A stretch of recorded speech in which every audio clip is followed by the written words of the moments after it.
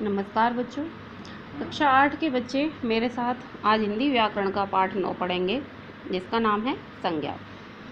बच्चों, जैसा कि पाठ पढ़ाने से पहले या किसी भी पाठ के कार्य को करने से पहले या कोई भी रीडिंग कराने से पहले मैं आप लोगों को एक बार बार कह रही हूँ कि इस कोरोना महामारी के चलते आप लोग अपने घरों में ही रहें, सुरक्षित रहें, घरों में रहकर ही अपना कार्य करें। दूसरी बात, आपके माता पिता से कहूँगी कि आप अपने बच्चों की फीस समय से ही विद्यालय में जमा करा दें। चलिए बच्चों, शुरू करते हैं हम हिंदी व्याकरण का पाठ 9 संज्ञा।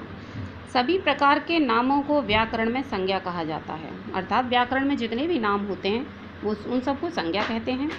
चाहे वह किसी व्यक्ति का हो, किसी प्राणी का हो, किसी स्थान का हो या किसी भाव का हो, वो नाम कैसा भी हो, चाहे किसी प्राणी का हो, किसी स्थान का हो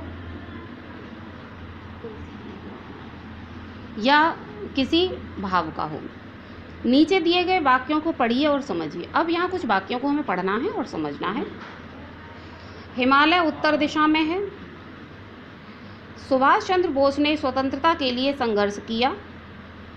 महाराणा प्रताप के घोड़े का नाम चेतक था। बस्तें पुस्तक रखी हैं। गंगा सागर एक तीर्थ स्थल है। ऊपर दिए गए वाक्यों में सुभाष चंद्र बोस तथा और महाराणा प्रताप व्यक्तियों के नाम, घोड़ा या चेतक एक प्राणी का नाम, हिमालय और गंगा सागर स्थानों के नाम तथा स्वतंत्रता भावों के नाम का बोध करा रहे हैं। इसमें तीनों प्रकार की संज्ञाओं के बारे में बता दिया गया है। किसी व्यक्ति, वस्तु, स्थान या भाव को का बोध कराने वाले शब्द संज्ञा कहलाते हैं। ये संज्ञा की परिभाषा हो गई। अब आते हैं संज्ञा के भेद।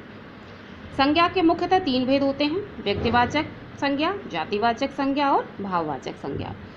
बच्चों, नंबर 1 है इसमें व्यक्तिवाचक संज्ञा। ये कौन सी संज्ञा होती है? किसी विशेष प्राणी, वस्तु अथवा स्थान का बोध कराने वाले शब्द व्यक्तिवाचक संज्ञा कहलाते हैं। जैसे कालिदास, चंद्रशेखर आजाद, चाणक्य, चेन्नई, इलाहाबाद, महाभारत, पंचतंत्र, गोदान, कामायनी, हिमालय, कंचनजंगा, गंगा, यमुना आदि।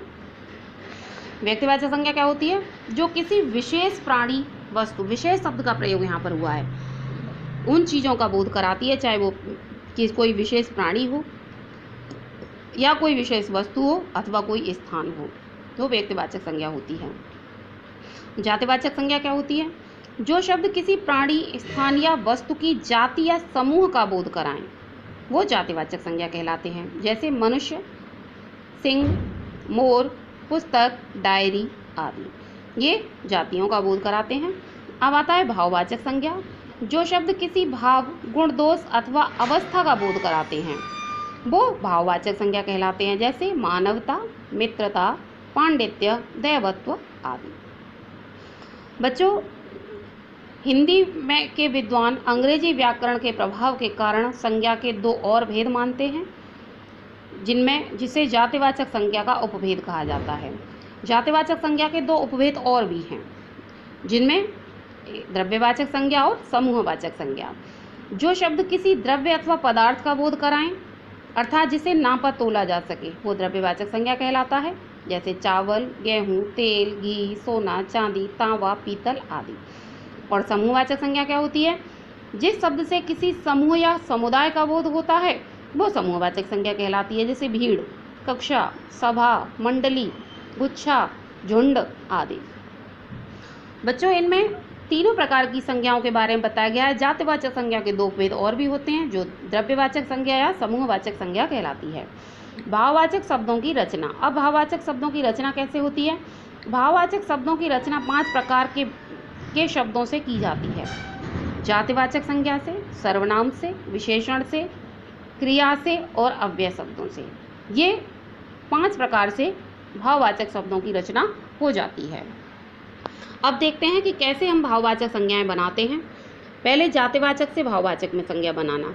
जैसे जातिवाचक है बच्चा, तो इसका होगा बचपन, लड़का, लड़कपन, मित्र, मित्रता, बालक, बालपन, मनुष्य, मनुष्यता या मनुष्यत्व, व्यक्ति का व्यक्तित्व।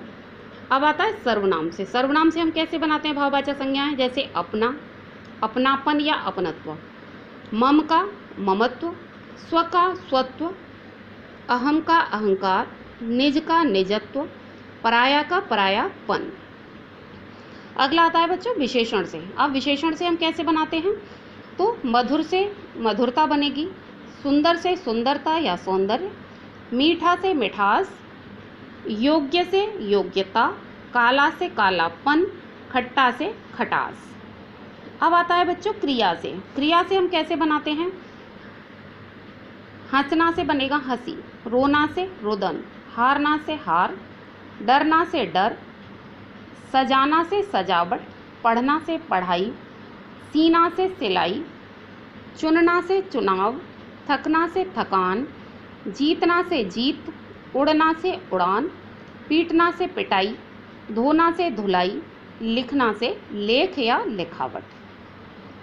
अब आती है अव्यय से हम कैसे भाववाचक संज्ञा बनाते हैं। कुछ अव्यय शब्द होते हैं, जैसे शीघ्र, तो यहाँ आ गया शीघ्रता, दूर दूरी, समीप समीपता, तेज तेजी, बहुत बहुतायत, वाह वाह तो वाह वाही। अब बच्चों इसमें कुछ दोहराने लायक बातें हैं, उनको भी हम दोहरा लेते हैं। किसी व्यक्ति, स्थान तथा भाव का बोध कराने वाले शब्द संज्ञा शब्द कहलाते हैं। संज्ञा के मुख्य 3 भेद होते हैं, व्यक्तिवाचक संज्ञा, जातिवाचक संज्ञा और भाववाचक संज्ञा। प्राणी, वस्तु या स्थान विशेष का बोध कराने वाले शब्द व्यक्तिवाचक संज्ञा कहलाते हैं। किसी प्राणी, वस्तु या स्थान की पूरी जाति का बोध कराने वाले शब्द जातिवाचक संज्ञा कहलाते हैं। भाव, गुण, दोष, अवस्था आदि का बोध कराने वाले शब्द भाववाचक संज्ञा शब्द कहलाते हैं। और द्रव्यवाचक तथा समूहवाचक को जातिवाचक के उपभेद माने जाते हैं। तो बच्चों ये पाठ आपने मेरे साथ पढ़ा है, इस पाठ को दोबारा से पढ़िए, समझिए। इसमें जिस तरह से ये संज्ञाएं बनाना बताया गया है या किस तरह से संज्ञाएं बदली जाती हैं, इनको आप पुनः दोहराइए। घरों में रहिए, सुरक्षित रहिए। और आपके माता पिता से कहूँगी कि अपने बच्चों की फीस विद्यालय में जमा करा दीजिए।